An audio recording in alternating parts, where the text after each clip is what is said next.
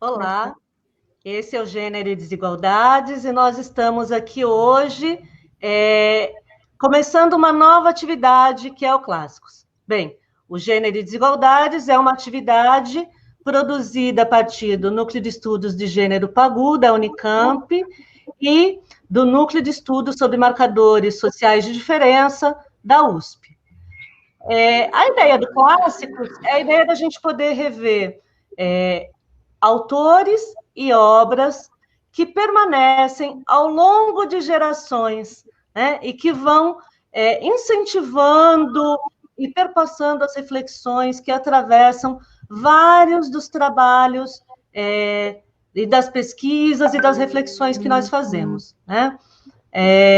A ideia hoje é começar a partir de um trabalho que incentivou muitas pessoas, né? Que aqui, o Morte em Família, da Marisa Correia, que é um trabalho derivado de uma dissertação de mestrado. E para falar do contexto em que foi produzido esse trabalho, das contribuições desse trabalho e de como ele atravessa algumas pesquisas mais recentes, né, e tem incentivado trabalhos de diferentes maneiras até hoje. A gente está aqui com a Larissa Nadai, com a Diana Psitelli, com o Tiago Coatti e com o Roberto Efrem Filho. Só frisar que essa atividade ela é uma parceria entre o Gênero e Desigualdades e o Larvas Incendiadas, e que vocês vão poder ver essa conversa que teremos aqui hoje em vários formatos. Então, vamos nos apresentar para começar? Ok. Quem começa? Adriana, começa. Bom, eu sou Adriana Psitelli, sou antropóloga, feminista e sou pesquisadora do Núcleo de Estudos de Gênero PAGU. Lari? Eu sou Larissa Nadai, atualmente sou pós-doutoranda no Departamento de Antropologia da USP, com uma bolsa FAPESP, e fiz mestrado e doutorado na Unicamp, o mestrado na Antropologia Social e o doutorado nas Ciências Sociais, na área de estudos de gênero. Eu sou Roberto Efrem Filho, eu sou professor do Departamento de Ciências Jurídicas da UFPB e do Programa de Pós-Graduação em Antropologia na UFPE. E eu sou o Tiago Coatti, eu sou advogado e sou doutor em Ciência Política pela UFMG e sou o coordenador e o host do Larvas Incendiadas, o podcast de divulgação científica de estudos de gênero e sexualidade.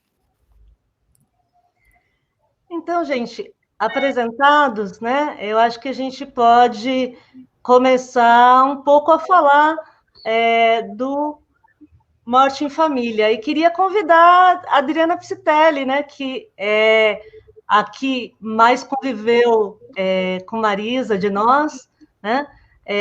Para que começasse, então, essa conversa contando um pouquinho de como é que ela conheceu a Marisa e de como é que...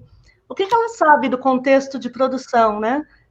Dessa obra que, lembro, de novo, né? É uma dissertação de mestrado, em princípio. Ok. Bom, eu vou começar agradecendo a Regina, a Carol e ao Tiago, né, o convite para participar deste programa aqui. Fico muito feliz com essa parceria e também pela oportunidade de refletir sobre esse trabalho da Marisa e de algo que eu nunca tinha pensado até as provocações da Regina, que foi... E também como esse trabalho influenciou minha própria trajetória de pesquisa. Nós iniciamos a conversa sobre o livro da Marisa, sobre este livro, em março deste ano, no contexto da primeira reunião das leituras feministas na Biblioteca do Núcleo de Estudos de Gênero PAGU. Foi uma reunião muito, muito bonita e acho que é super apropriada, porque Marisa tem uma trajetória incrível e parte dessa trajetória tem sido a centralidade dela na conformação do núcleo e dos cadernos PAGU.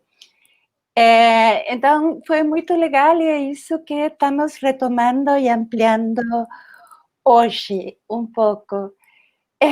Sobre como eu conheci a Marisa. Bom, eu tive o primeiro contato bibliográfico com Marisa, que foi em 1983, quando eu visitei a Unicamp, escolhendo em que programa de antropologia social faria meu mestrado, e Bela Bianco era chefe de departamento na época. Ela me recebeu e ela me indicou o livro Colcha de Retalhos, já que meu interesse era trabalhar com família. Então, Colcha de Retalhos é um livro extraordinariamente interessante que foi organizado por Antônio Augusto Arantes e que tem textos de Sueli Koffes, da Verena Stolke, e tem um trabalho marcante de Marisa, que se chama Repensando a Família Patriarcal Brasileira. Então, levei o livro para Buenos Aires, li com muita atenção e fiquei um pouco admirada com o texto. Aí, em 84, quando eu vim para a Unicamp para fazer o mestrado e circulava por aquele pátio, quintal, como eu gosto de chamar, perdida, eu sou uma pessoa geograficamente perdida, e eu vi uma voz que gritava: "Você é argentina que entrou no mestrado em antropologia social?" E aí eu gritei de volta: "Sim!" E aí essa pessoa era uma mulher miúda, de cabelo curtinho, loiro, e continuou gritando: "Eu sou a Marisa, eu vou te orientar." Esse foi meu primeiro encontro com Marisa Correa. Claro, me senti muito honrada e em uma das primeiras reuniões de orientação eu ganhei de presente o livro Morte em Família. E é um livro que ele não está dedicado, e por isso eu aconselho a todo mundo, quando ganhem livros, peçam a dedicatória, porque agora eu amaria que esse livro tivesse essa dedicatória. Então, aí eu li Morte em Família em 1984, e eu acho que, particularmente neste momento,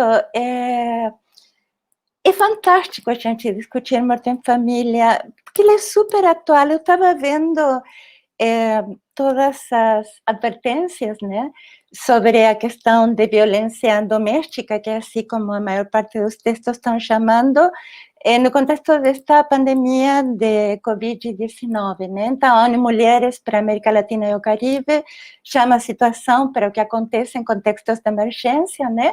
Que, sobretudo, mulheres e meninas estão expostas a mais risco de violência doméstica, e também as circunstâncias tornam muito mais difícil poder denunciar em momentos em que a mobilidade está restringida.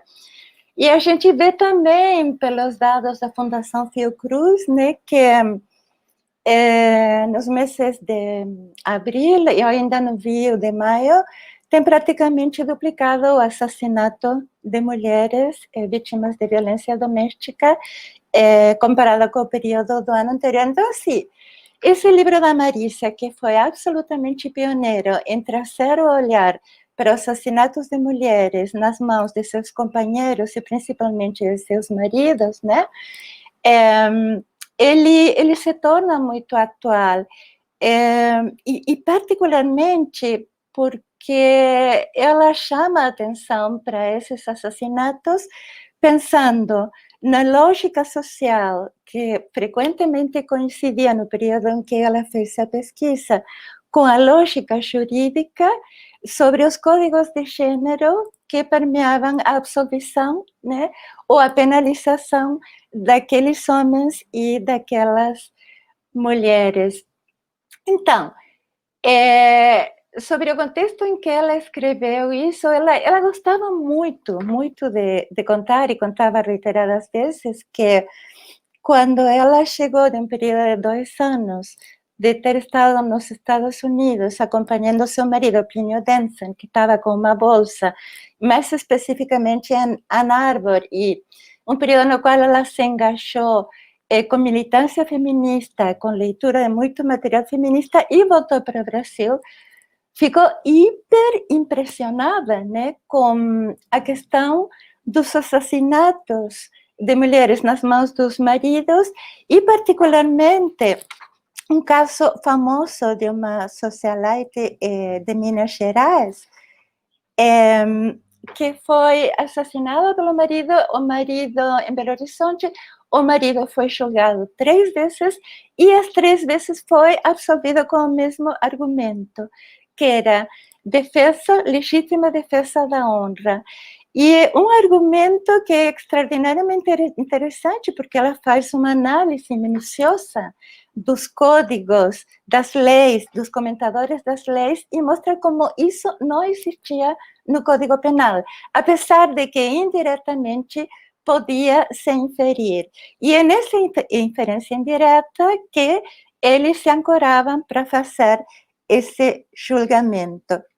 Então, como eu dizia para vocês, a Marisa gostava muito de narrar isto também está escrito na parte inicial do livro, e gostava muito de narrar também como a produção dessa dissertação de mestrado, que é algo absolutamente extraordinário quando a gente pensa que foi escrita em 2 anos, com uma bolsa da Fundação Ford, mas escrita, pesquisa e redação em 2 anos, que fala da extraordinária capacidade de trabalho e da perspicácia da Marisa, algo que foi evidente depois ao longo de sua obra. Então, assim, eu tenho muitos relatos desse período, de como foi importante a militância feminista também em Campinas, para Marisa, das Semanas da Mulher, que daquele espírito que alimentou muito dessa produção. Marisa era alguém que, claro, ela escrevia sozinha, mas ela se alimentava das discussões coletivas com os colegas e muitíssimo com os alunos, né? Então, quando eu conheci a Marisa aquele dia no quintal do IFISH, eu não tinha a menor ideia de que íamos ter uma relação tão próxima que durou décadas. E foi uma relação praticamente de conversas cotidianas, quando não nos encontrávamos no Pagu, ou eventualmente em algum café ou almoço, a gente conversava cotidianamente sobre ideias de pesquisa, sobre o que estava faltando nos cadernos Pagu depois que o núcleo foi criado, conteúdo, capa, títulos. Marisa foi a criadora de títulos mais incríveis com quem eu me cruzei na vida, né? E sobre que tipo de reuniões podíamos fazer para avançar coletivamente em algum pepino teórico, que textos novos tínhamos lido, enfim.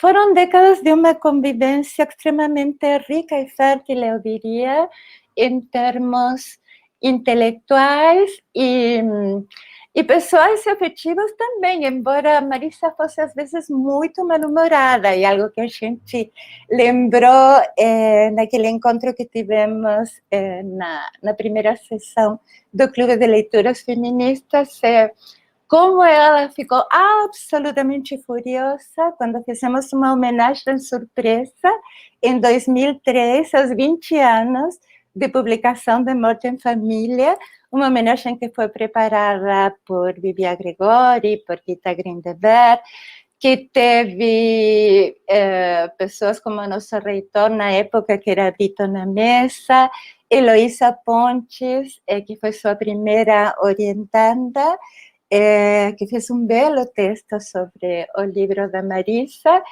e eu fui a encarregada de avisar para ela que seria a homenagem, e ela queria me matar, demorou dias para voltar a falar comigo. Então, aquele pacote Aquele pacote era Marisa, aquela questão do estímulo intelectual para todo mundo, extrema generosidade, gosto do trabalho coletivo, abrindo campos permanentemente, extremamente criativa. Eu acho que Morte em Família é pioneiro em várias áreas e que ele já mostra como a Marisa marcava o campo e isso mesmo ela foi fazendo com os diferentes temas de pesquisa que ela trabalhou depois, abrindo e alargando campos de conhecimento. E numa leitura muito crítica, e esse espírito eu acho que está presente nos trabalhos que todas as pessoas que fomos formadas direta ou indiretamente por ela temos desenvolvido, particularmente, mas não exclusivamente, no PAGU, no programa de Antropologia Social e também no programa de Ciências Sociais. Então, há vários textos que foram escritos sobre a trajetória de Marisa, particularmente sobre Morte em Família. Vários desses estão num belíssimo dossiê homenagem a Marisa Correa, que foi publicado em 2018 pelos Cadernos PAGU, né? Mas há algumas ideias que eu acho que valem muitíssimo retomar para tentar ser sintética nas contribuições que, do meu ponto de vista, esse livro traz, né? Eu acho que esse livro traz uma das análises pioneiras mais finas e marcantes sobre gênero. Gênero é um termo que não se utilizava naquela época, né? Quando ela defendeu a dissertação de mestrado, e a Marisa usa muito o termo papéis sexuais. Mas, na verdade, é uma análise extremamente fina e antecipadora em termos de gênero, porque, independentemente da terminologia que a Marisa usasse, ela estava pensando em gênero de uma maneira relacional, não apenas porque ela pensou em assassinos homens e assassinas mulheres, tem um número de casos de cada um, mas porque ela vai pensando relacionalmente nas articulações entre feminilidade e masculinidade que podiam tornar a uma pessoa vítima ou não, tá? Quando ela faz esse jogo fantástico entre quais são os códigos sociais em termos de masculinidade, de feminilidade, vinculados à família e particularmente ao casamento, que aqui adquire centralidade, que vão tornar algum perpetrador ou perpetradora inocente ou que, ao contrário, vão torná-lo culpado e ainda aumentar os anos de condena. Então, tanto quando ela analisa na primeira parte o contexto em que os atos se transformam em autos, né? Pensando nos julgamentos, pensando em advogados, pensando em juízes, como na segunda parte, em que ela analisa com extrema delicadeza, quase como se fosse uma filigrana, os atributos de gênero que vão sendo acionados para pensar em vítimas, em algozes, em culpados e em não culpados, ela está trabalhando com gênero de uma maneira inteiramente relacional e, além disso, política. Então, outro dos méritos desse livro, já lendo mais numa leitura de professora, é que ela não se perde em divagações teóricas. O trabalho teórico de Marisa é extremamente articulado à sua descrição densa, porque ela faz uma verdadeira descrição densa, tanto dos julgamentos, como dos processos, como dos atributos de masculinidade e de feminilidade. E desde o início, ela está preocupada com algo que não tinha nome na época como tem hoje, que é a questão das interseccionalidades. Desde o começo, ela está interessada em pensar como cor e classe social estão participando naquele processo todo, embora o material com o que ela conta permite poucas vezes ela articular essas análises a questões de gênero e raça, mas é algo que está presente do início até o final do livro e que é antecipatório da importância que ela daria a essas questões em trabalhos que são posteriores.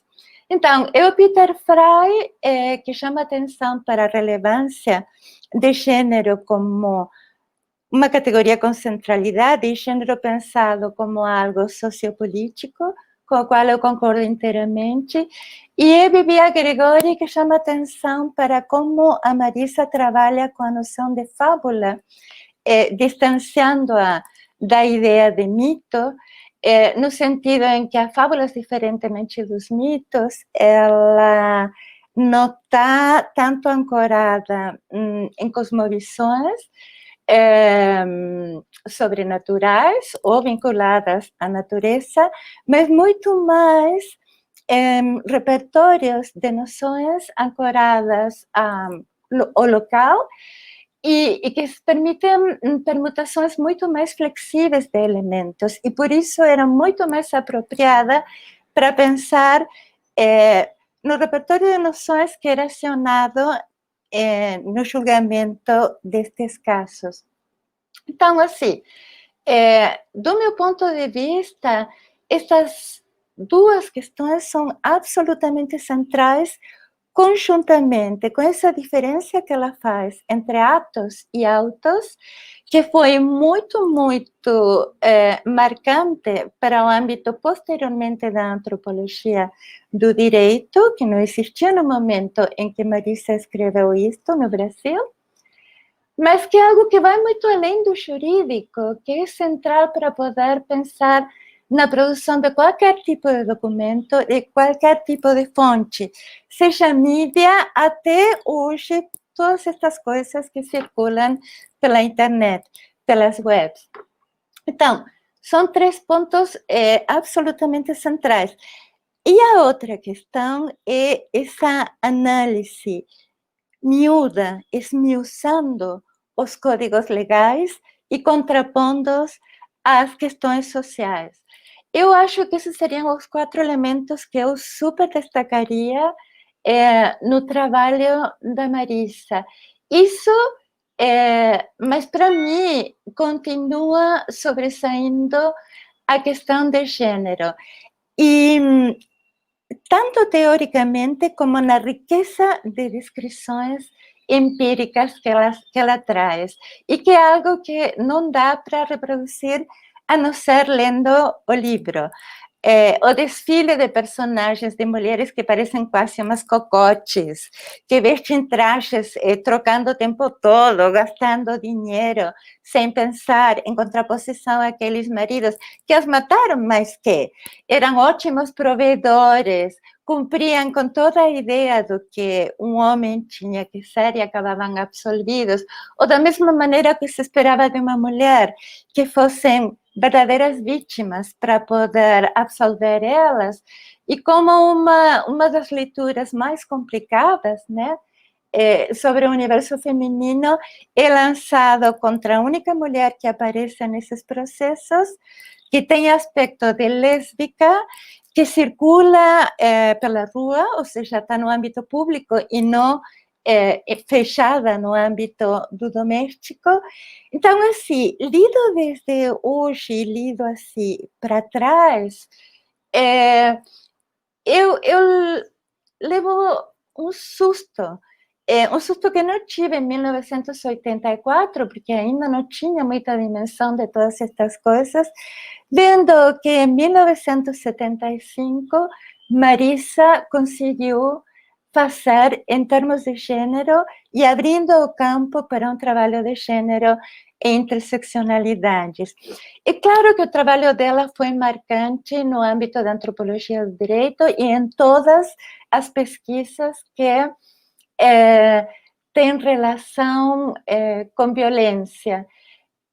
Mas eu queria destacar, sobretudo, como isso foi possível por ela dar centralidade a essa análise fina de gênero e antecipando muito a possibilidade explosiva que as teorias feministas tinham em qualquer disciplina, e que foi evidente um pouco depois, no final da década de 1980 e 90, quando em diferentes disciplinas, várias autoras conseguiram deslocar os paradigmas disciplinares, incluindo na antropologia, a partir de um diálogo pesado com as teorias feministas.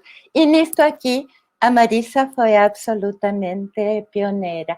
Eu vou ter maior prazer em dizer depois como é que o trabalho da Marisa marcou minha própria trajetória de pesquisa, mas eu acho que vale muito mais a pena aqui passar a palavra para a Larissa e para Roberto, que trabalharam a inspiração de Marisa em recortes que são diferentes e mais vinculados a processos judiciários e a violências. Obrigado, Adriana. Acho que foi uma aula que a gente teve aqui com você, assim, tá sendo um prazer enorme, assim, tá aqui ouvindo você falar tão bem do trabalho, enfatizar não só essa fineza e essa robustez analítica, metodológica e esse pioneirismo da Marisa também. Larissa e Roberto, então, seguindo aí a Adriana, acho que queremos ouvir um pouco de vocês também, né? A Adriana contextualizou bem, fez esse marco da importância do trabalho, mas como que hoje, né, essas pesquisas, sabendo que vocês são duas herdeiras, né, do trabalho de Marisa, né, como é que vocês têm interpretado, como é que o trabalho dela tem reverberado nos trabalhos de vocês e em outros trabalhos até hoje, né? Acho que primeiro quem? Larissa? Acho que sim. Pode ser. Primeiro eu queria agradecer ao convite por estar aqui, não só por ser o livro da Marisa, mas por ter a oportunidade de ouvir novamente a fala da Adriana, que eu tinha escutado em março, pessoalmente, mas não tinha pegado toda a fala. Mas principalmente porque, de alguma forma, quando você retraça, né, as suas próprias interesses de pesquisa, você faz sempre uma espécie de... Há sempre uma ilusão de reconstruir uma linha de continuação entre o que você faz, né? E meu mestrado e meu doutorado conversam muito com a própria trajetória da Marisa e dos temas que ela foi construindo como objeto de pesquisa, tanto no mestrado quanto depois, posteriormente, no doutorado sobre a trajetória do Nina Rodrigues. Então, de alguma forma, os próprios objetos de pesquisa conversam com essa mesma trajetória. Eu cheguei ao livro da Marisa por uma indicação da Bibia. Naquele momento eu ainda não era orientanda da Bibia, eu era eu estava tentando ser orientanda da Bibia e estava escrevendo um projeto de mestrado para prestar o processo seletivo. E naquele momento eu tinha muito interesse em estudar estupradores e tentar fazer uma pesquisa no sistema penitenciário com homens apenados por estupro. Naquele momento a Bibia, eu era muito jovem, a Bibia disse, não, você não vai fazer pesquisa numa penitenciária com homens apenados por estupro, porque que tipo de pesquisa antropológica você acha que conseguiria fazer nesse contexto? Num contexto institucionalizado, no qual você não vai acessar a fala desses homens para fora das relações que os apenam, né? Ou seja, o próprio sistema penal. E aí ela disse, então eu vou te dar dois livros, um desses livros era da Marisa, para te inspirar a pensar um objeto de pesquisa. Enfim, naquele momento ela me indicou o livro da Marisa, o livro de uma orientanda da Marisa, que era a Joana Vargas, para um pouco repensar esse objeto, e isso culminou no meu projeto de mestrado, que era para tentar um pouco pensar o fluxo de justiça nos casos de estupro ocorridos em Campinas, tentando um pouco dar conta de um processo posterior à pesquisa que a Joana Vargas já tinha feito, e que era um dos últimos, tentava dar conta dos últimos 10 anos, né, de 2004 até aquele momento, 2010, que era o momento em que eu estava pesquisando.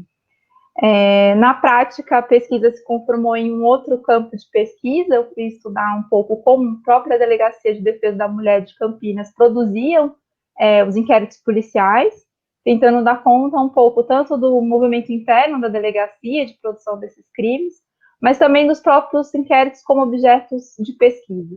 E aí eu acho que o trabalho da Marisa é não só pioneiro, mas é uma inspiração ímpar.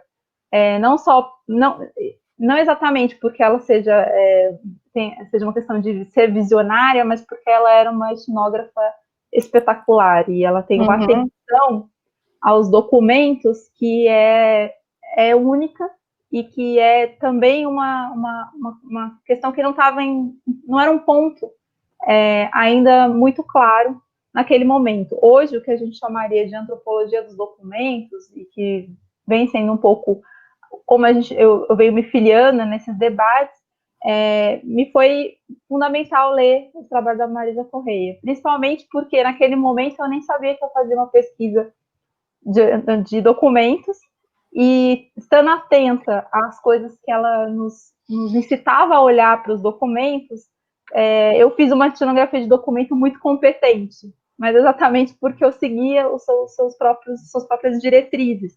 E eu acho que isso é importante salientar, pelo menos 3 dessas diretrizes que eu acho que são fundamentais da discussão, né? Uma delas é olhar os processos penais não fora do seu espaço de produção, circulação e arquivamento, mas estava muito atenta a quem produzia esses processos, e isso fica muito claro na primeira parte do livro, quando ela para refletir sobre o que ela chama dos técnicos que produzem os manipuladores técnicos desses processos, e que produzem de alguma forma uma espécie de conversão entre os códigos e a prática do judiciário. E esse é um primeiro ponto que eu acho talvez seja uma das maiores contribuições para quem, de fato, se está preocupado em etnografar processos de documentação e produção de documentos. O segundo desses pontos é a atenção que ela dá a uma coisa que, mais tarde, é muito cara a quem trabalha com documentos, que é a distinção entre forma e conteúdo. Então, articulados, né, a parte 1 sobre o que ela chama dos construtores da fábula, e a parte 2, que é a construção da fábula, eles dão conta de não só entender as prescrições que incitam, né, aqueles que produzem e preenchem o que ela chama de espaços brancos dos processos. Então, ela está um pouco olhando para os códigos penal e para o código de processo penal, mas à luz de uma espécie de expertise do judiciário, que é muito, muito importante. E depois ela está atenta aos próprios conteúdos desses papéis, assim. O que esses papéis dizem sobre outras coisas que não só a prescrição da lei, mas as normas sociais, que é um pouco o que a Adriana destacou como uma das grandes contribuições do livro, e que eu concordo, porque não se trata de uma tipologia, e ela é muito clara em dizer isso, que a reprodução meramente de um processo não daria conta desse processo, mas é do acúmulo e da relação entre os casos que é possível se pensar em uma outra chave de leitura, que não a lógica de que os processos seguem estritamente o que a lei manda, né? Então, é nesse jogo entre muitos e um que ela está um pouco organizando a pesquisa. E o terceiro ponto, que eu acho mais interessante, está muito atrelado à noção de fábula, mas que mais tarde eu tenho chamado de convenções narrativas. Eu acho que ela a noção de fábula ela é maravilhosa exatamente por permitir pensar personagens, nomes e personagens, mas também variáveis como ações envolvidas nesses processos, à luz de uma lógica que não está dada, né? Mas está sempre em uma tensão entre o particular e o geral. Então, um pouco o que ela disse, o judiciário sempre diz que cada caso é um caso, e ele tem uma chave interna de leitura, ele só se ilumina a partir de uma relação entre os casos. Então, um pouco o que ela faz na segunda parte da construção da fábula não é muito diferente do que eu tentei fazer pensando em convenções narrativas que estavam impostas aos inquéritos. Então, há uma espécie de duplos, né, entre o meu trabalho dela, que eu só consegui ver depois, né, a posteriori, quando eu reli o trabalho, e que naquele momento era uma tentativa de dar conta da pesquisa, mas dar conta da pesquisa levando a sério que etnografar é mais importante do que teorizar sobre o que é a polícia, ou o que é os inquéritos, mas não sabe como eles operam, como eles são feitos, e por quem eles são feitos. Acho que essa talvez seja, para mim, uma das grandes contribuições de trabalho da Marisa, e que eu acho que é muito pouco salientado, que a gente tende a achar que a gente está sempre construindo algo novo, e que os pioneiros são sempre aqueles que abrem uma área de trabalho, quando, na verdade, os trabalhos, bons trabalhos etnográficos sempre trazem reflexões para muito além do que eles propõem a fazer, e acho que a Marisa faz isso no caso de que trabalha com documentos. Beto, e você?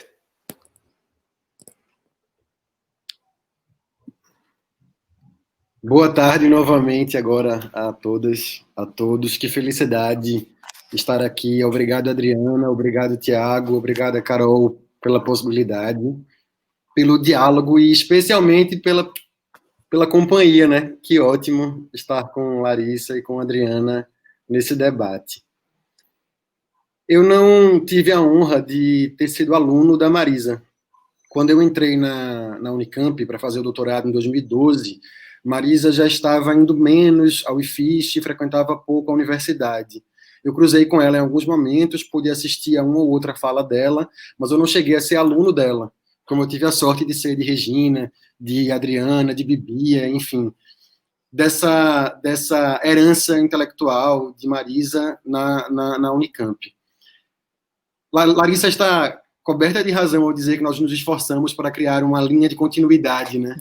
Que no fim das contas é fictícia. Mas, por outro lado, há um impacto muito forte da obra de Marisa no ambiente intelectual que eu acessei quando entrei na Unicamp. Isso é algo, eu acho que notável, porque, infelizmente, no universo acadêmico que nós vivenciamos cotidianamente, a possibilidade de se falar em uma escola, entre muitas aspas, ou em uma forma de pensar, entre muitas aspas, é rara. E eu acho que Marisa é parte do que possibilitou na Unicamp a criação ou a constituição de uma forma de olhar para a violência, ou de uma forma de olhar para os autos. Então, por mais que seja ilusória essa linha de continuidade, na Unicamp e entre as pessoas que passaram por Marisa, há um traço. Eu acho que há uma marca, há uma forma de olhar para esses fenômenos que os desnaturaliza, porque, no mínimo, compreende que os autos, a forma de fazer as suas disputas, as formas de constituição daqueles documentos, têm algo a dizer, já que os atos nós não conheceremos. Essa pegada analítica eu tento discutir com cada orientanda minha, com cada orientando meu. Meus orientandos, eles já ficam abusados e aperreados. Lá vem Roberto com a introdução de Morte em Família. Porque essa introdução ela é uma aula. Ela é uma aula sobre metodologia. E como eu sou professor numa faculdade de Direito, o impacto dessa introdução como uma aula é ainda maior, eu acho, porque para o direito, ou no interior do campo jurídico, os autos, os processos, eles aparecem muitas vezes como um anteparo para o que já se quer dizer. Então, eu tenho toda uma teoria para falar sobre violência de gênero, ou sobre crime, e eu cito o processo quase como um exemplo do que eu já sei anteriormente. O que Marisa está dizendo, no entanto, é absolutamente contrário disso, é que os autos têm a dizer, né? Os autos precisam ser conhecidos, não só porque eles falam, mas porque eles se movimentam, porque há conflitos, há processos que os constituem. E nós temos de estar atentas e atentos a esses conflitos. Essa pegada metodológica da introdução, eu acho que é, enfim, algo que conforma essa marca, que nós, de alguma forma, compartilhamos. E isso me influencia, no mínimo, de 3 formas. Eu pensei em organizar em 3 pontinhos para não ficar muito longa a fala. A primeira delas tem a ver com o fato de que há uma certa pedagogia ao se falar sobre crime e sobre violência, e ela, Marisa, consegue explorar ao investigar esses autos e as narrativas que são mobilizadas nos tribunais de júri. O que é que ela diz logo na introdução? Ela fala: esses crimes, eles são pretextos. Ela usa a palavra pretexto. Esses crimes, eles são pretextos para a averiguação da adequação dessas personagens, o algoz, a vítima, a algoz, ou homem que pode ser a vítima, a determinadas convenções morais, a determinados códigos, né, que tem a ver com o papel de provedor ou o papel de boa mãe, por exemplo. Uhum. O fato de o crime ser o pretexto significa que o cometimento do crime ou o cometimento da violência, porque crime e violência não são a mesma coisa, né? Bibia e Gita diriam isso depois, mas em diálogo com o que ela disse, com o que Marisa disse antes, crime e violência são o pretexto para que se formem ou se reafirmem outras relações de poder, que conformam aquilo que será visto como crime ou aquilo que será tido como sendo violência. Então não há nada de óbvio no que é crime, não há nada de óbvio no que é violência, e muito menos no que é punição. Alguém pode ter matado outra pessoa, o corpo de jurados pode estar convencido de que alguém matou outra pessoa, e, no entanto, essa pessoa que matou pode não ser condenada.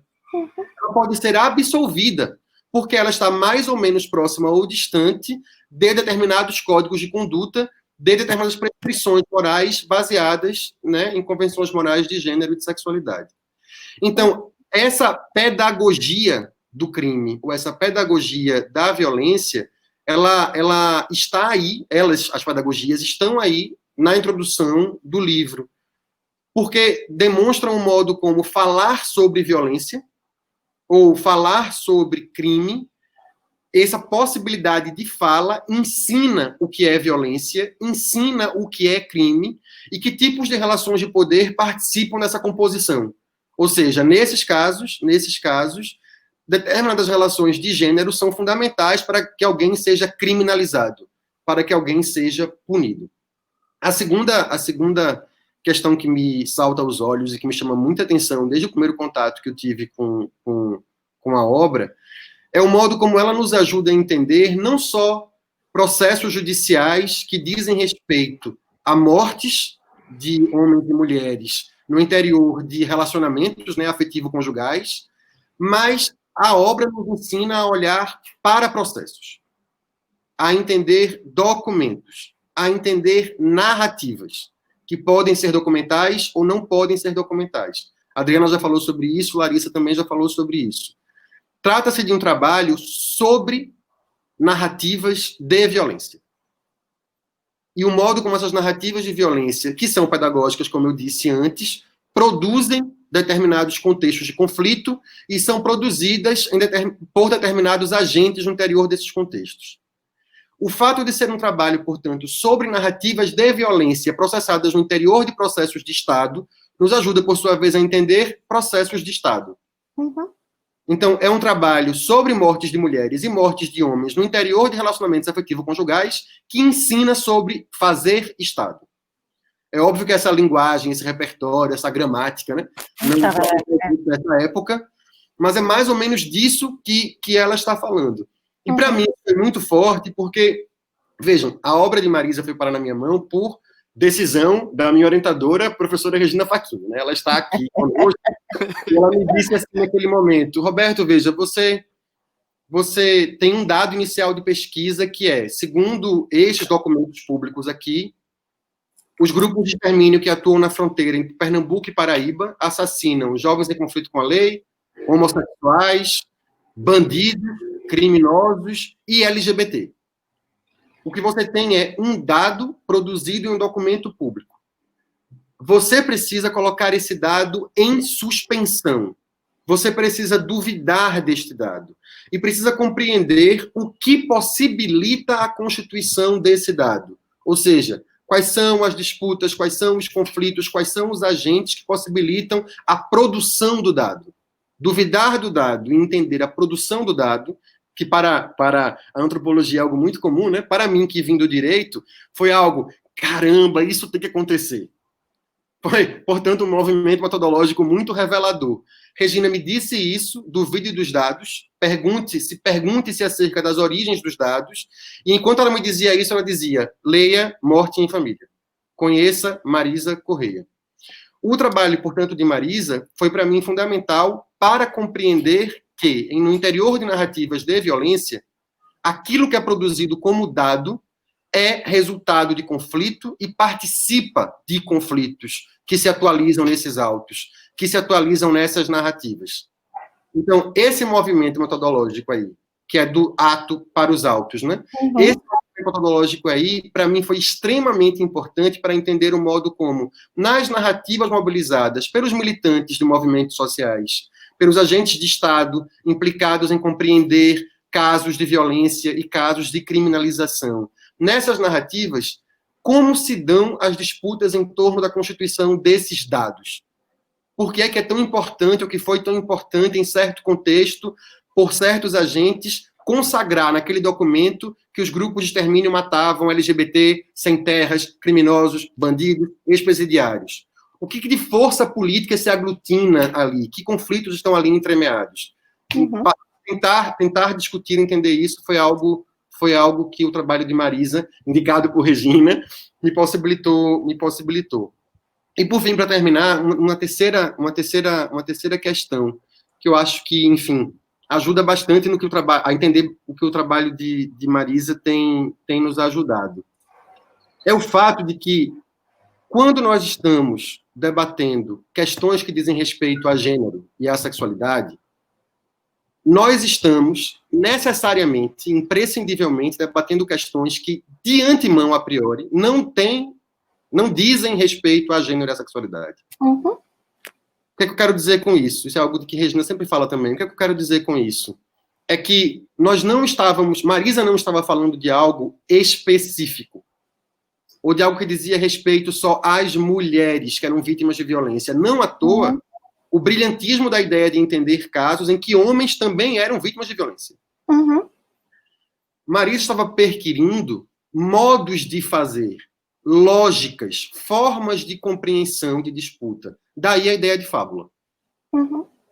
Que pode ser usada para entender autos de mortes de pessoas, do interior do tribunal do júri, ou decisões do Supremo Tribunal Federal, uhum, sobre uniões estáveis entre pessoas do mesmo sexo, por exemplo, ou sobre o aborto de fetos anencéfalos.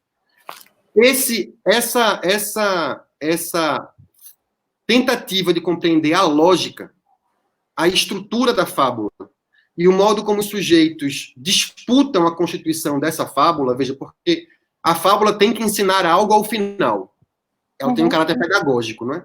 A fábula precisa ensinar algo ao final, mas ela não tem um roteiro tão pré-fixado assim. A disputa no interior da fábula, né? Os sujeitos se mobilizam. Ela pode nem ser tão boa mãe assim, mas se ele não era um provedor, como deveria ser, talvez o fato de ela não ser uma boa mãe assim possibilite que ela seja vítima, já que ele não era um bom pai.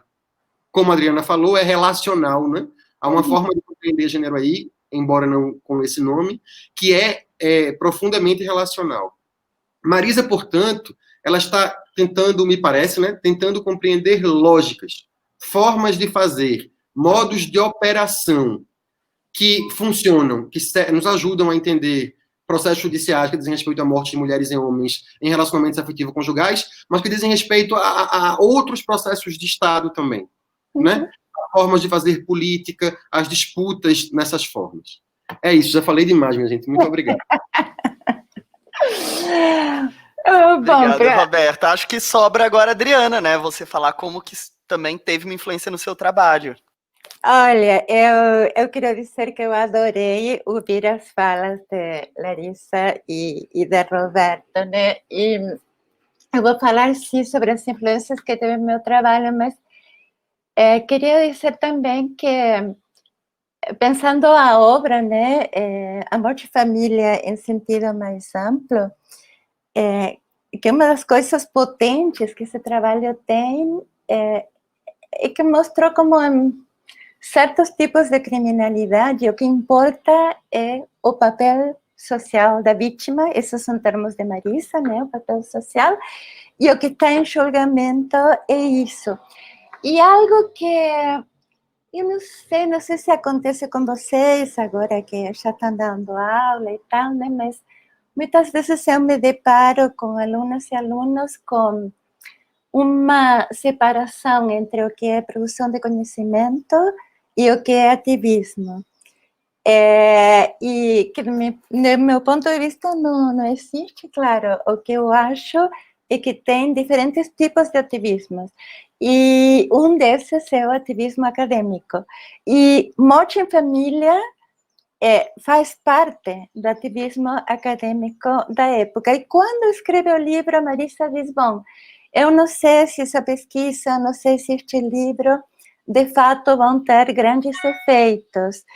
Mas eu lembro já em 2004 dela ter um imenso prazer de ver como, a partir da publicação do livro, que foi avidamente devorado por juízes e advogados e tal, os casos de absolvição em termos de legítima defesa da honra foram absolutamente para baixo, tá? É algo que o trabalho da Marisa interrompeu. Aquilo foi acabando. E então dá um exemplo muito palpável da maravilha ativista que pode ser a produção de conhecimento, como para dar alento aos nossos alunos e a outros pesquisadores. Então, eu disse que para mim não é assim tão direto a influência de Morte em Família, no sentido que, diferente de Larissa e de Roberto, os trabalhos com violência e inclusive com dispositivos legais chegaram na minha trajetória de pesquisa, mas chegaram mais tarde, tá? Então, quando eu comecei a trabalhar com Marisa, o interesse que nós duas tínhamos em comum era a questão da família, gênero e família. Ela faz uma articulação fantástica, na qual também foi pioneira entre estas duas questões, né?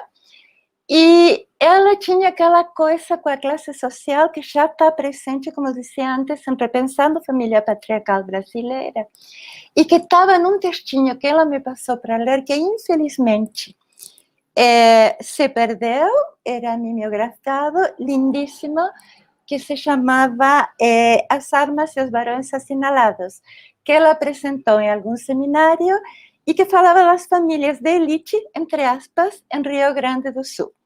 Então, o que a Marisa achava era que no Brasil não tinha sido suficientemente trabalhada a questão de gênero, família e classe, tá? E particularmente as famílias de elite. E foi um pouco em função disso, além dos meus próprios interesses, que meu mestrado teve voltado para famílias de elite, de caficultores ricos no sul de Minas Gerais, e meu doutorado para articulação entre gênero e parentesco em grandes grupos empresariais vinculados à família. E a questão nos dois trabalhos era algo que a Marisa menciona no início de Morte em Família. Ela fala das pequenas violências no cotidiano que tornam uma mulher submissa e futura vítima, e que às vezes explodem no assassinato, na violência extrema. Então, o meu trabalho era ver essas pequenas violências do cotidiano na articulação entre gênero e parentesco nestas famílias de elite, vendo como as mulheres eram alejadas das heranças e como elas dificilmente eram incorporadas na sucessão empresarial, nos grandes grupos empresariais vinculados à família. E, então, nestes pontos, a articulação que faz Marisa em Morte em Família, mas também nos outros trabalhos que ela escreveu sobre família, foram centrais para realizar minhas próprias apreciações sobre gênero, parentesco e desigualdade, e também articulações que ela queria fazer, mas que não podia neste trabalho, como sobre etnicidade e raça. Essas articulações foram as que foram centrais para mim nos trabalhos que depois fiz sobre gênero e sexualidade e raça, e nacionalidade e localização, nos estudos sobre turismo sexual internacional no Nordeste do Brasil, e também sobre as relações amorosas entre mulheres migrantes do Sul global e homens nativos do Norte global, entre aspas. Então, assim, por isso eu decía que não são influências tão diretas. Talvez as mais diretas tenham a ver com trabalhos mais que são bem mais recentes, como a questão da violência com turistas estrangeiras no Brasil, e aonde realmente o mais importante de Morte em Família para mim é o olhar crítico que a Marisa tem sobre a questão da violência e dos papéis sexuais, porque e na análise que ela tem dos códigos sociais, naquele momento, a Marisa não estava brigando ainda com formulações feministas. Ela passou a brigar depois, tá? Em meu caso, eu tive que cair me brigar diretamente, tanto sobre as leituras feministas, que não são todas, mas há algumas, que pensam em coisas como o trabalho sexual como inerentemente violento, como no caso das leituras sobre turismo e gênero, que davam centralidade ao patriarcado e que ignoravam as diferenças de nacionalidade, de classe social das turistas estrangeiras que viajavam para países do sul global e que eram vítimas de violência, espancamentos, estupros e assassinatos. E uma segunda questão no qual este trabalho sim se tornou fundamental foi na atenção minuciosa dada concedida aos dispositivos legais. No meu caso, especificamente nas leis voltadas para o tráfico de pessoas no Brasil, e que permitiu articular a um grupo de pesquisadores com um olhar crítico análogo que acabamos podendo, de maneira indireta, interferir na nova formulação de uma lei sobre tráfico de pessoas no país, que é de 2016. Tanto nisso como nos processos de tráfico, no traçado dos atributos que tornavam da vítima alguém que podia ser tida de fato como vítima e não ao contrário, como alguém que estava entrando na ilegalidade e sendo passível de ser criminalizada. Então, assim, eu tenho que dizer que Morte em Família e os trabalhos da Marisa têm marcado toda a minha trajetória. Eu brincava muito com a Marisa, dizia para ela que ela era minha eterna orientadora, e ela ficava brava e dizia que não, mas ela foi e ela continua sendo. É isso.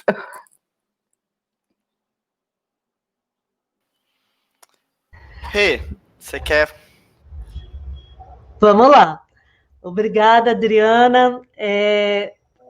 Eu acho que o legal de fazer essa conversa é que a gente pode retomar pelo menos um pouquinho aqui no online, né? Algo que a gente não pôde fazer naquele contexto no clube de leitura, que estávamos nós na nossa biblioteca, e esse contexto do online nos permite levar um pedacinho, né, da riqueza que foi aquela conversa, para quem não pôde estar ali com a gente, né? Claro que isso traz também um pouco daquilo que tem a ver com aquele contexto, que foi uma conversa na Unicamp, né? Então, é uma conversa muito familiar, então tem que traduzir para quem não conhece, né, o nosso dialeto interno. A Bibia, por exemplo, é a Maria Filomena Gregori. Tem esse lado, né? Mas tem um outro lado que eu queria chamar a atenção, né?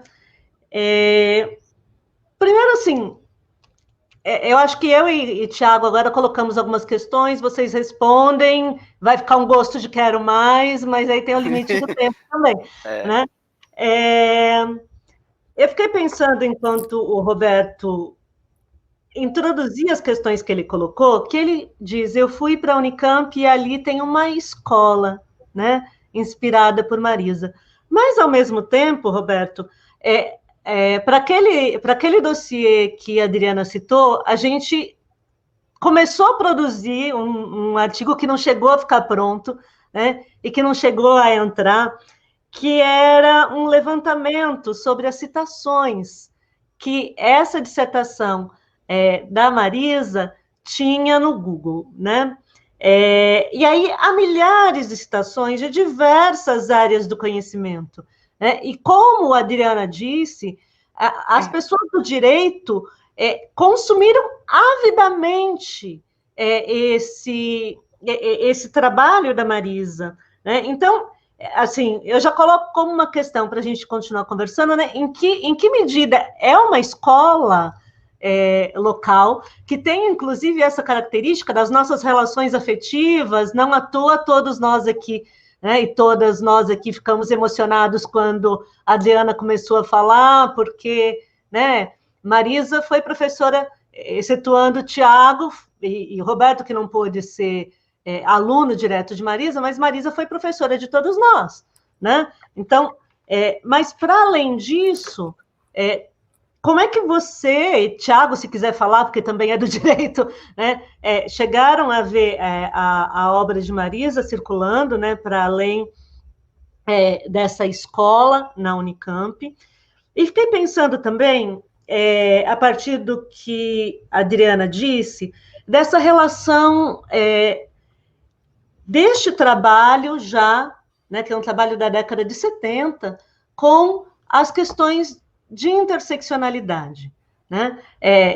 Sem pensar que a categoria interseccionalidade ela é cunhada, né, na passagem dos 80 para os 90, num outro contexto que não é o nosso, e que ela vai chegar ao Brasil mesmo, enquanto reflexão acadêmica, já na passagem dos 90 para os 2000, e aí cada vez mais vai ganhando importância, tanto acadêmica quanto política a partir de lá, né?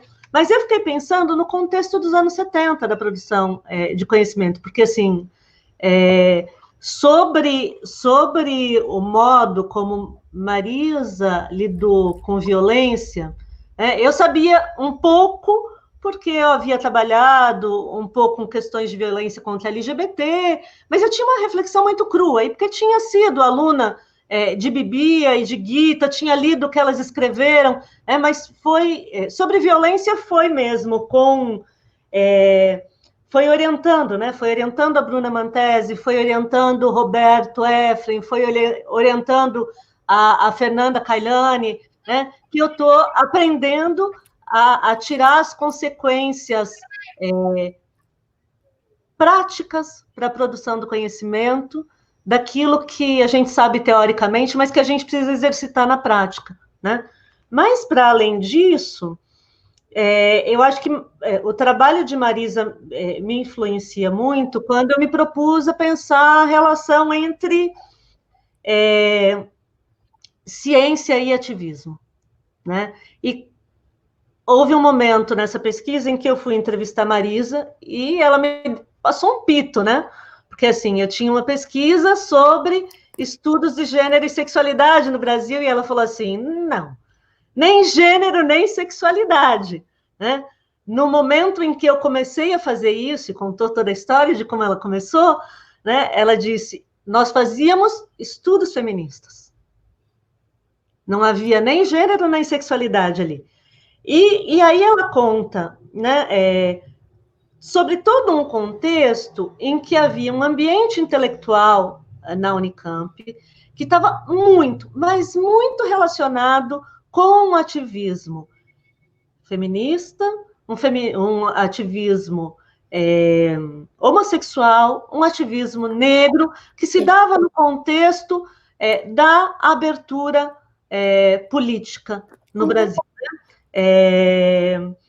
E que esse é um contexto em que muitos debates, porque, assim, a categoria interseccionalidade, ela é cunhada ali, né, na passagem dos 80 para os 90, mas ela já estava presente no pensamento feminista negro nos anos 70, e lá para trás, né, se a gente for pensar nos textos que nem eram textos, que eram falas precursoras do feminismo negro, né?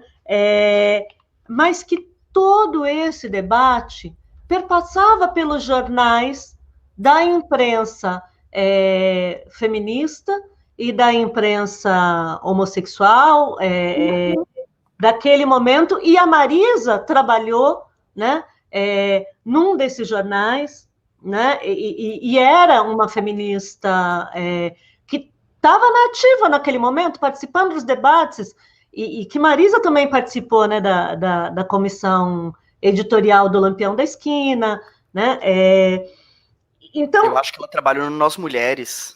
Então, foi no Mulherio e no Lampião. Porque Marisa era jornalista também, né? E eu fico, cada vez que eu leio, sabe, as obras que têm a ver com o feminismo negro daquele momento, mesmo o feminismo negro brasileiro, que não teve repercussão naquele momento, eu acho que tinha um caldo ali que passava pelo ativismo, né?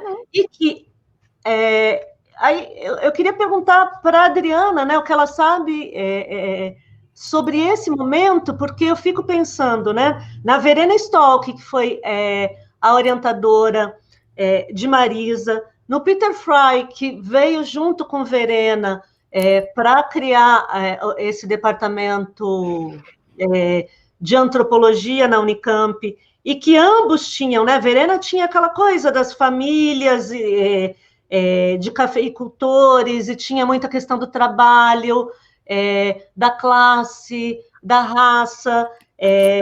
A gente vê Verena no texto de Marisa também, né? no Morte em Família, e a gente tem os alunos, né?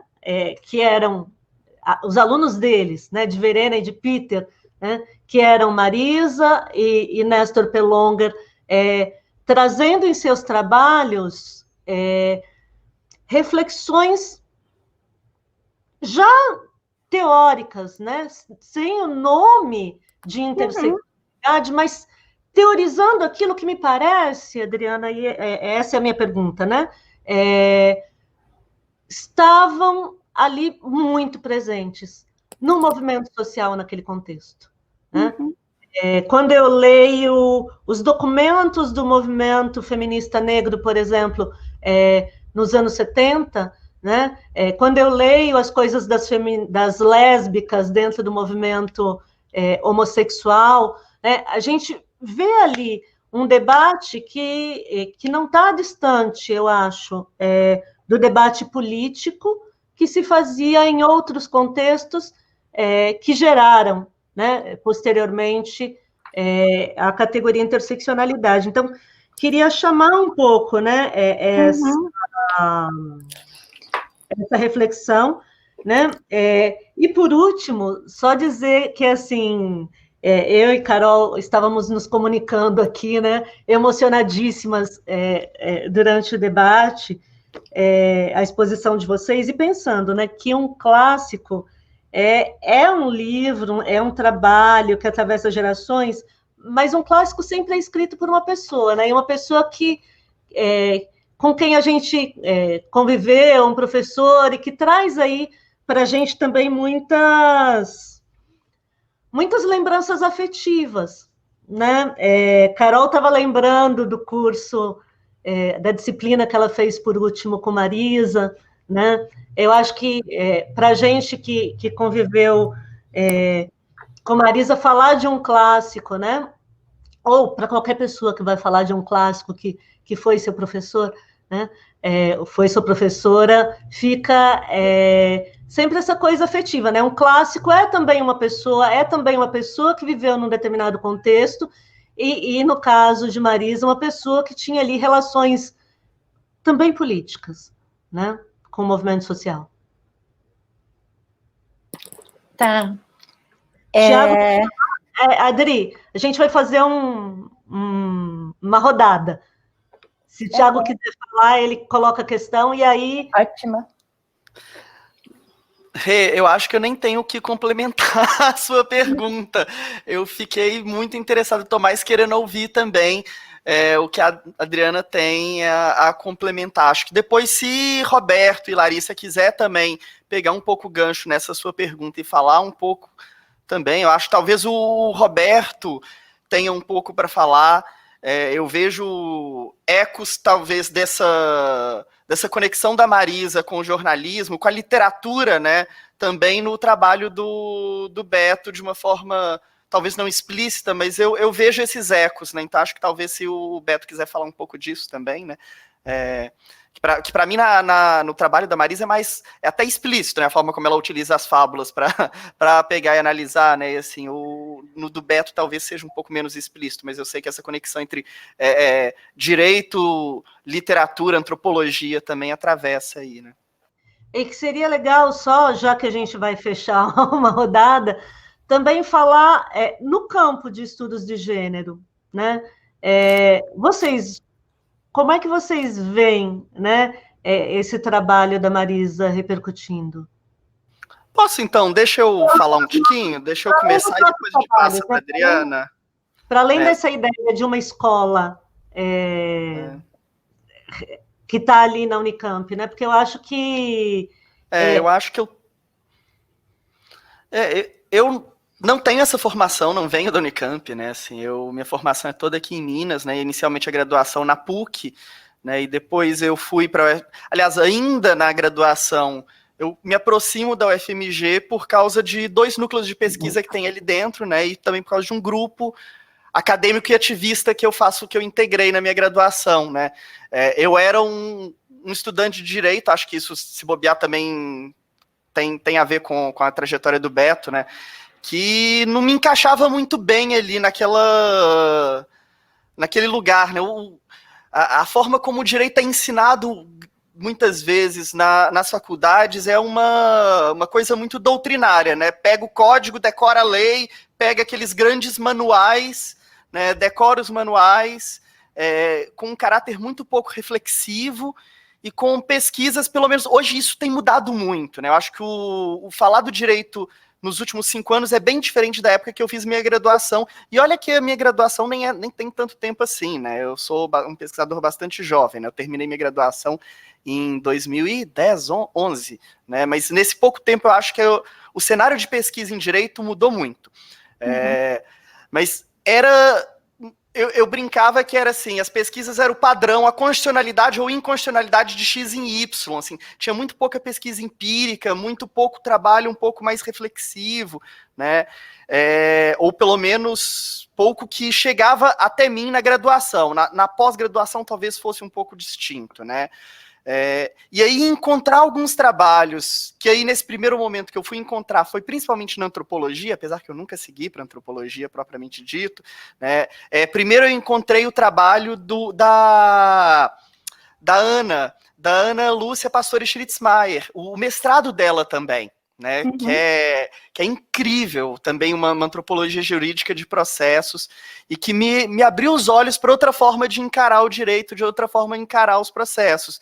E simultaneamente também eu entrei para o NEPEM, que é o Núcleo de Estudos e Pesquisa da Mulher, aqui da FMG, né, coordenado pela Marlise Matos, e que a gente estava com uma pesquisa nessa época, sobre processos judiciais. Eu entrei, inclusive, no NEPEM por causa dessa pesquisa, que ela ia se iniciar, analisando processos judiciais que envolviam não só violência contra a mulher, mas também contra pessoas LGBT e processos contra pessoas negras, né? Então tinha esse aspecto aí, e uma das obras que a gente foi trabalhar para pensar metodologicamente essa pesquisa, para interpretar, foi o trabalho da Marisa, né? Assim, então eu apreendo aí também um pouco, né, o trabalho da Marisa por causa disso, né, e acho que Marisa está conectada a Belo Horizonte de diversas formas, né, assim, ela abre o livro dela, Morte de Família, mencionando esse caso de assassinato que é em Belo Horizonte, né, ela tem uma passagem aqui também, ela morou em Belo Horizonte durante um tempo,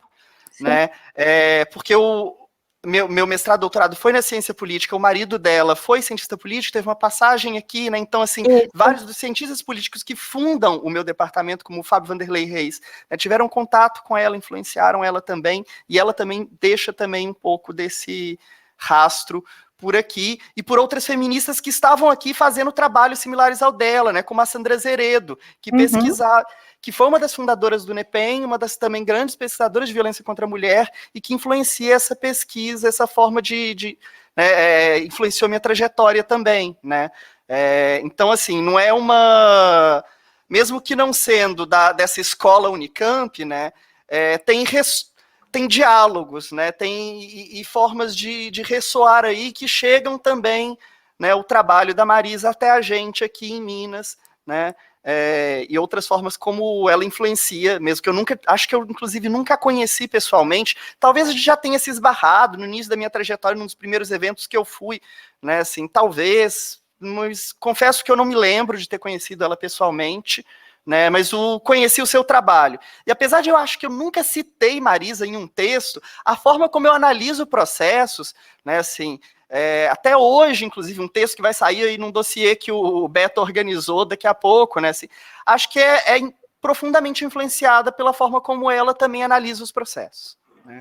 Eu vejo aí, mesmo sem ter a citação explícita, a forma como eu trabalho tem completamente a ver com a forma como eu aprendi lendo com ela também, né, assim, se eu posso dizer dessa minha forma e vejo também, então é isso,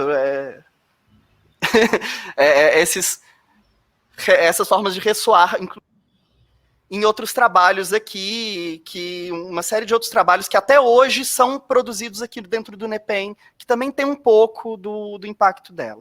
Né, assim, não só dela, assim, lembrando também dos trabalhos da Sandra Zeredo, de outras feministas que estavam aqui, mas que, claro, não são o alvo desse nosso episódio. Né.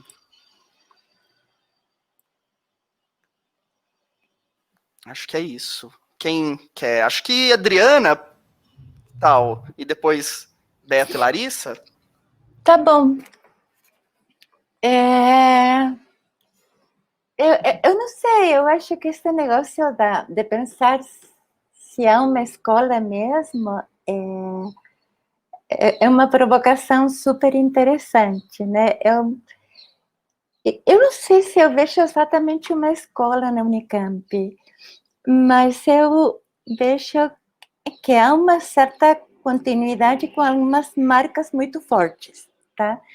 E essas marcas têm relação com esse negócio de olhar crítico sobre saberes já existentes, incluindo o feminismo, que é muito, muito pesado. No caso do Peter, no tempo que esteve aqui, o que já era produzido a partir dos movimentos homossexuais, né? Então, eu acho que eu vejo mais marcas do que propriamente uma escola, tá? Nesse sentido de ir abrindo campo, abrindo metodologia, sempre com essa coisa super crítica. Sobre o que a Regina contava, então, eu cheguei aqui em 84, e as Semanas da Mulher foram em 76 e 77. Eu praticamente as decorei, de tanto que ouvi falar. A Marisa, e não só a Marisa, mas a Ana Fonseca, que era minha companheira, participou junto com ela da organização daquelas Semanas da Mulher. Onde também estava a Ângela, na qual participou a Verena. Tenho aqui pilhas de fotografias daquilo tudo. E elas sempre contavam que já naquele período teve uma funcionária que era negra, que esteve ali como mulher negra, falando na Semana da Mulher. Teve a Teca Maria Teresa Araón, que depois fez parte do MLF, Movimento Lésbico Feminista, e falando como lésbica, e que ocasionava maior fuzuê, porque era uma garota jovem, hiperarticulada, inteligente, bonita, sobretudo bonita, com aquela ideia que se tinha das lésbicas.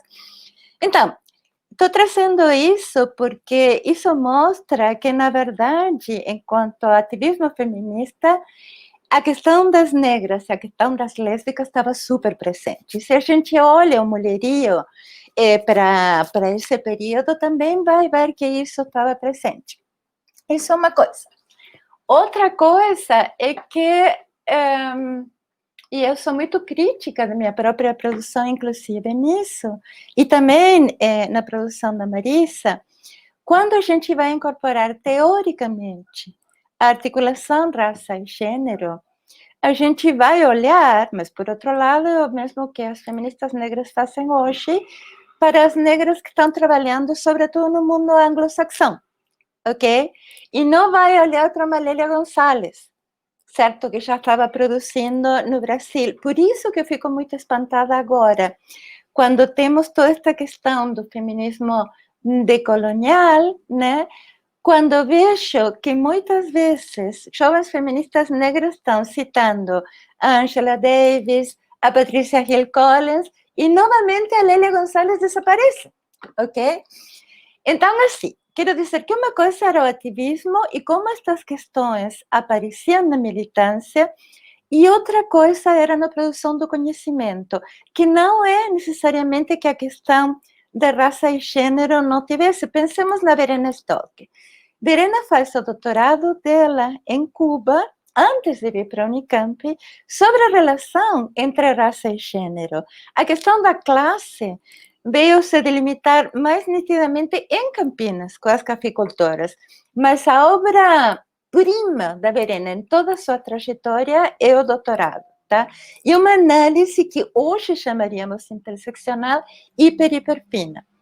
Certamente, o interesse da Marisa pelas questões de raça e classe teve a ver com a influência da Verena, mas não só.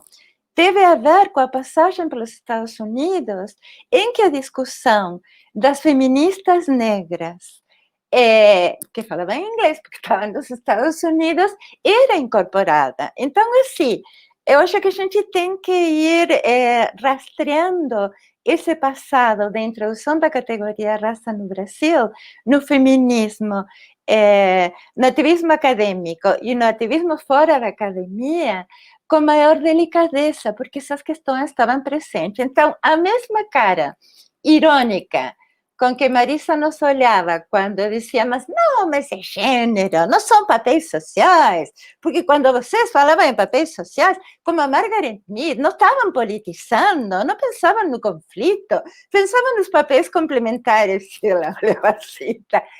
E quando trouxemos a Aptar Bra, eu lembro que fui a alguma coisa no Canadá e uma amiga negra me pôs a Aptar Bra na mão, que tinha saído fazia pouco tempo, eu trouxe feliz da vida para Campinas, e Marisa me olhou assim.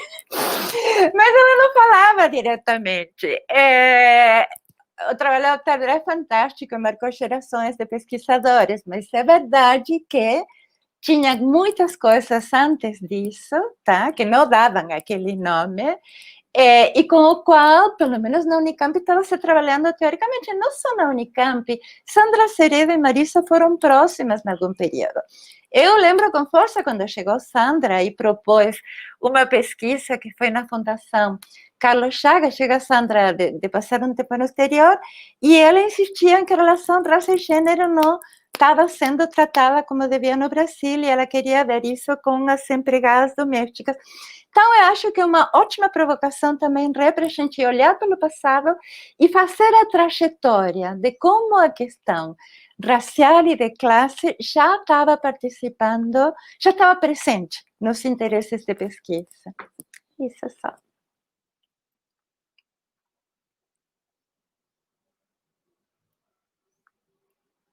Beto, que tal? Deixa eu fazer uma autodefesa.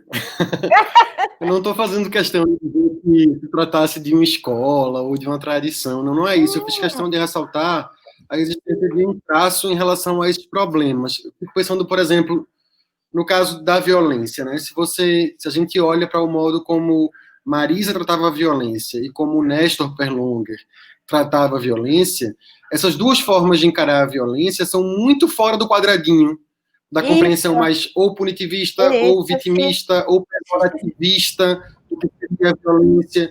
Então, se você pensa que Néstor Perlonger associava a noção de violência à de tensor libidinal, né? Ou seja, associava a violência à possibilidade de falar em prazer, né? Se você pensa que violência em Marisa era pretexto para falar de outras relações de poder, sabe? Então, há formas de compreensão, modos de compreender, que eu acho, enfim, eu acho que estão aí presentes e marcados. E eu acho que esses modos de compreender não foram suficientemente democratizados na literatura que cita esses trabalhos. Há muitas formas de ler uma obra, né? Você pode ler uma obra de muitas camadas, né? O argumento de Morte em Família, que me parece ter sido mais impactante para a literatura que o sucedeu, é o argumento de que aqueles julgamentos serviam de possibilidade, de oportunidade para o escrutínio sobre a adequação daquelas personagens a determinados papéis sociais.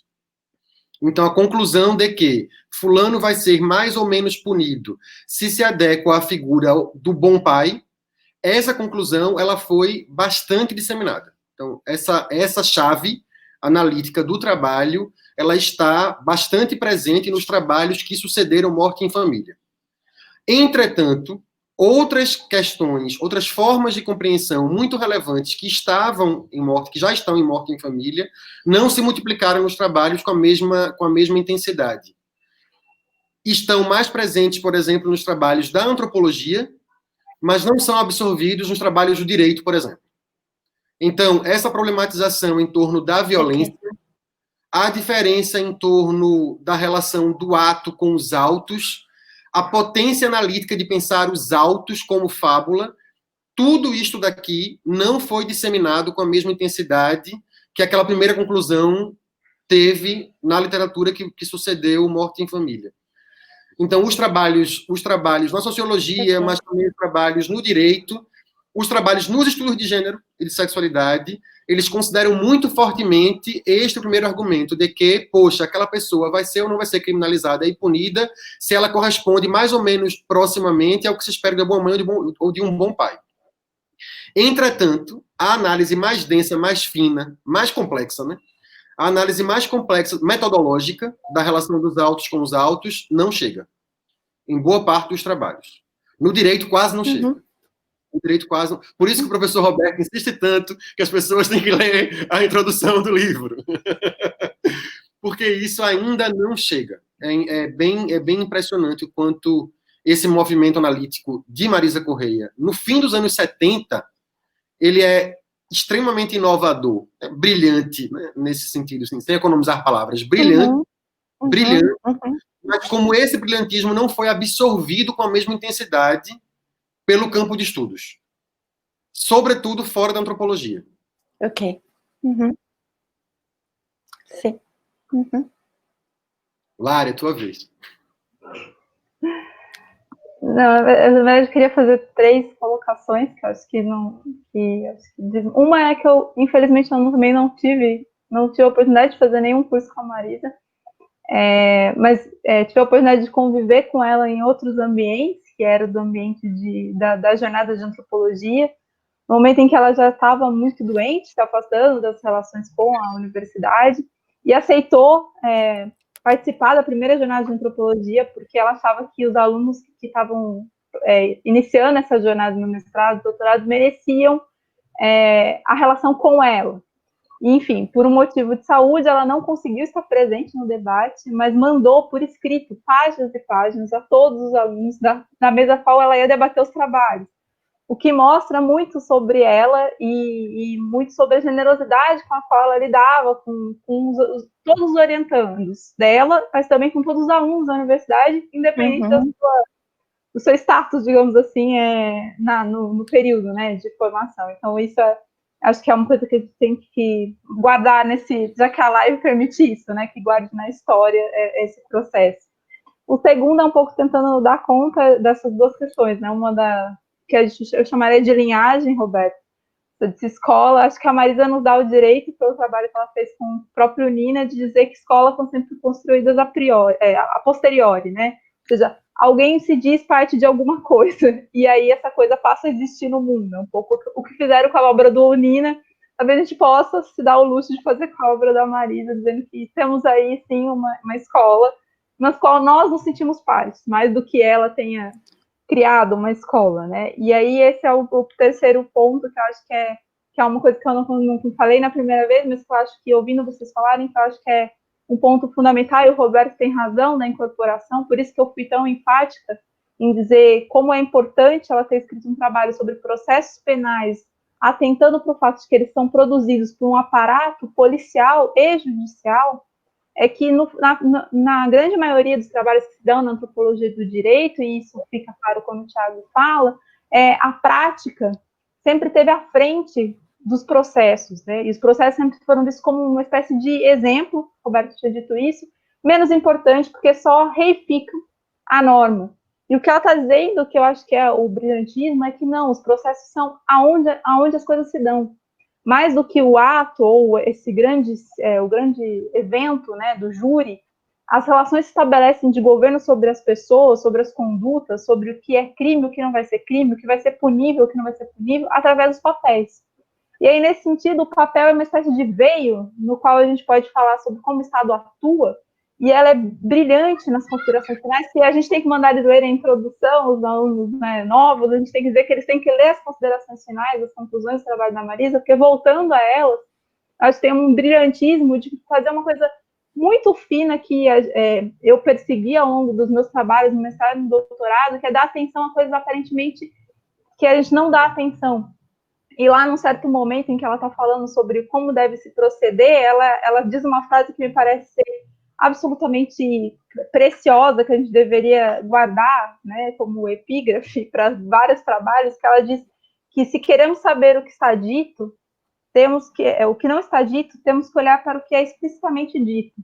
E é desse jogo entre o que é silenciado e o que ela chama de razões trombeteadas, que é uma palavra maravilhosa para o que a gente está falando, que ela diz que se dá o jogo do governo, das formas de governo, e por isso que eu acho que tem uma contribuição tão grande também a esse debate sobre Estado, ainda que ela não esteja nesse léxico, o Roberto tem toda a razão, ela não está falando, ela inclusive fala do Estado, ela quase não fala de Estado, mas ela usa uma palavra chamada aparato, e isso é muito relevante, porque ela não usa aparelho, ela não usa o Estado, ela não usa instâncias, mas ela usa aparato, que é um termo que permite circular não só pelo Estado, como essa ideia homogênea, que ela inclusive quebra do texto, dizendo, olha, toda essa noção de que o processo é uma coisa coerente, é exatamente uma produção é uma imaginação, que está sempre em tensão, e que pode ruir a qualquer momento nas pequenas coisas que escorregam do processo.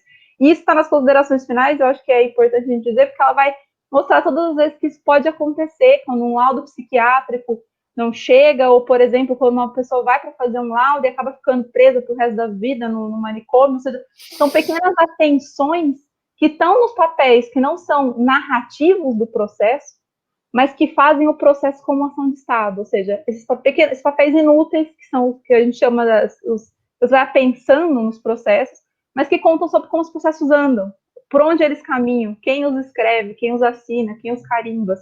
Eu acho que isso já está em etnografia, o que eu acho que é a grande, se tem algo que a gente não, que a Marisa é pouco utilizada, e nessas áreas de antropologia dos documentos, ou antropologia do Estado, é porque se está muito atento às grandes codificações teóricas analíticas. E eu acho que a Marisa, algo que eu, pelo menos fazendo pesquisa em relação com pessoas que foram alunas da Marisa e que me passaram isso, a gente tem que um pouco prestar atenção no que a gente está etnografando, e eu acho que isso ela ensina muito bem, não à toa que interseccionalidade não é uma categoria, mas é uma atenção etnográfica, não passaria batido, porque não passa batido também que papéis importam, não é só o que está nos conteúdos do papel, mas é o próprio papel, então acho que tem aí um jeito de olhar para os objetos, os artefatos que vão ser etnografados, que é algo que a gente pode passar como contribuição ímpar, e que é nossa responsabilidade também, porque muitas vezes, ao se fazer pesquisa com o Estado ou com um documento, a gente deixa de citar a Marisa para citar outros autores que são de fora, e que, na verdade, não dizem tanto quanto ela dizia diretamente. Isso também é uma responsabilidade nossa passar à frente, assim, fazer isso para chegar nessas discussões. É isso. Gente, então, para a gente encerrar aqui o nosso debate, eu queria, então, passar a palavra para cada uma das pessoas, para, se quiser falar alguma coisa de encerramento, fazer um jabá de alguma coisa, um evento, um livro, um artigo, qualquer coisa que tiver aí no forno para sair, sintam-se livres. Regina, que tal começar com você? E aí, depois a gente vê quem se segue. Que tal? Bom, antes de fazer o jabá, eu queria agradecer enormemente, né, Adriana, Larissa, Roberto, por estarem aqui conversando com a gente, Tiago e Carol, que está escondidinha aqui, mas que está super presente nesse trabalho todo, pela parceria. E queria, assim, já fazer um spoiler do nosso próximo Clássicos, que vai ser em julho, e já que a Adriana falou, né, a gente tem Lélia Gonzalez no próximo Clássicos.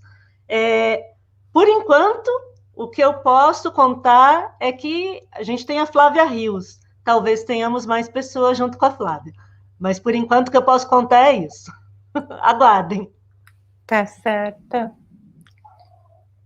Bom, sigo eu então. Eu só queria reiterar meu agradecimento ao Tiago, Regina e a Carol, e dizer que acho que a ideia dos clássicos ela é extraordinariamente boa, né?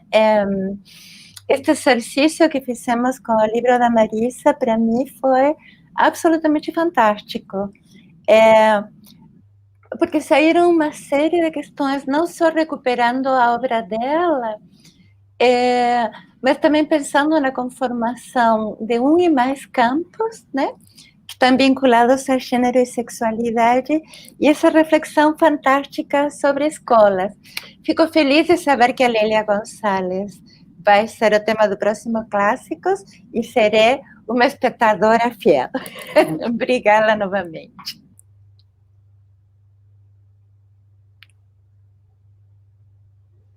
Beto ou Lari? Eu agradeço enormemente a Regina, Tiago e Carol pelo convite, a Larissa e a Adriana por todo o aprendizado de sempre. Muito, muito obrigado, gente. Estamos aí. Saudades de vocês. Saudades de verdade. Beto, você não quer fazer jabá do dossiê? Esse bobear ele vai estar publicado quando sair isso aqui. É verdade. Aproveita. Agora, na primeira semana de junho, a revista Direito e Praxis, que é da UERJ, mas está também no Cielo, vai publicar um dossiê organizado pela professora Adriana Vieira, da UF, e por mim, que conta com um artigo do Tiago Coatti. O dossiê se chama O STF e Políticas de Gênero e de Sexualidade, e aglutina uma série de artigos que estão tentando pensar as decisões dos ministros do STF e as ações desses ministros nas controvérsias públicas de gênero e sexualidade.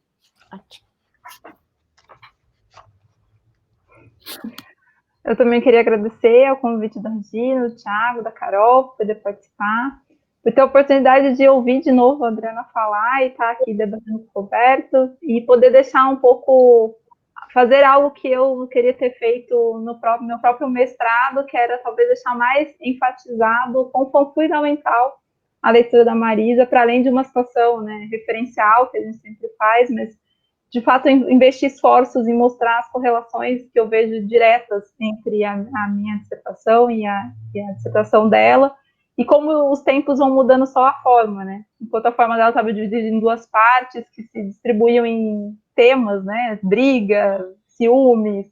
A minha tentava acompanhar essa noção, né? De que os papéis importam, mas assim como ela te ensinava. Então, pelo menos agora eu pude fazer essa reflexão junto com vocês. Então, só tenho a agradecer. Ótimo. Eu também queria agradecer muito essa oportunidade. Foi, assim, uma honra conseguir escutar vocês, essa conversa. Aprendi muito. Agradecer também a Regina do Pagu, né, e a Carol do Numas por essa parceria, né, com o Larvas. Está sendo, assim, extremamente rico conseguir produzir esses episódios, né, dessa linha de episódios clássicos. Obrigado, gente.